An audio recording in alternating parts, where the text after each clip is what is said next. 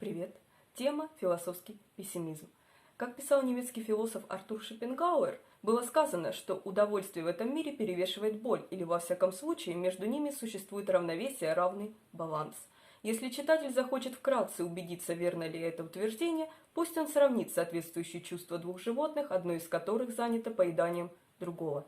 Философский пессимизм – это не состояние ума или психологическая предрасположенность, а скорее мировоззрение или этика, которые стремятся взглянуть в лицо воспринимаемым неприятным реалиям мира и устранить иррациональные надежды и ожидания, такие как идея прогресса и так далее, которые могут привести к нежелательным результатам. Идеи, которые предвосхищают философский пессимизм, можно увидеть в древних текстах, таких как диалог между господином и рабом о смысле жизни, памятник вавилонской литературы, и Экклезиаст, книга, входящая в состав иудейского священного писания Танах и Ветхого Завета Библии. Экклезиаст утверждает, что все есть буквально, если литературным языком пар или дыхание, но также может означать бессмысленность или абсурдность.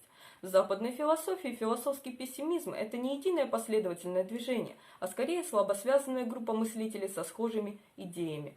В книге «Пессимизм. Философия, этика, дух» Джошуа Фуа-Динстанг излагает основные положения, разделяемые большинством философских пессимистов, что время – это бремя, что ход истории в некотором смысле ироничен, что свобода и счастье несовместимы, и что человеческое существование абсурдно. Философские пессимисты считают, что самосознание человека связано с его сознанием времени, что это приводит к большему страданию, чем просто физическая боль. В то время как многие организмы живут настоящим, люди и некоторые виды животных могут созерцать прошлое и будущее. И это важное различие. Люди заранее знают о своей будущей судьбе, и этот ужас присутствует в каждом моменте нашей жизни, как напоминание о непостоянной природе жизни и о нашей неспособности контролировать это изменение. Философский пессимистический взгляд на влияние исторического прогресса имеет тенденцию быть скорее негативным, чем позитивным. Философский пессимист не отрицает, что определенные области, такие как наука, могут прогрессировать, но они отрицают, что это привело бы к общему улучшению состояния человека. В этом смысле можно сказать, что пессимист рассматривает историю как иронию, хотя, казалось бы, становится лучше, на самом деле это в основном не улучшается вообще или становится хуже.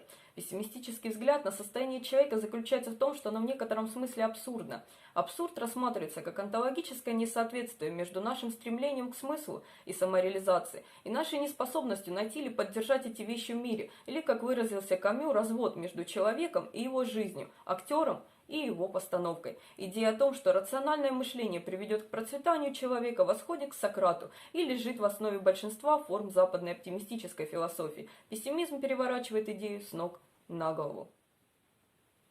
Философы, такие как Шопенгауэр и Манлендер, рекомендуют форму смирения. Рене Декарт верил, что жизнь станет лучше, если убрать эмоциональные реакции на негативные события. Карл Роберт Эдуард фон Гартман утверждал, что с культурным и технологическим прогрессом мира его обитатели достигнут состояния, в котором они добровольно примут ничто. Другие философы, такие как Фридрих Ницше, Джакомо Леопарди, Юлиус Фридрих Август Банзен и Альбер Камю, отвечают более жизнеутверждающим взглядом, который Ницше назвал дионисийским пессимизмом.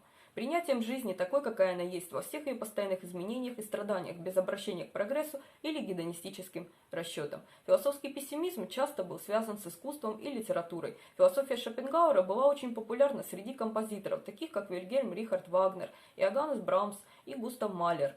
Есть более ранние примеры литературного пессимизма, такие как работа Мигеля де Сервантеса. Несколько философских пессимистов также писали романы или стихи, например, Камю и Леопарди.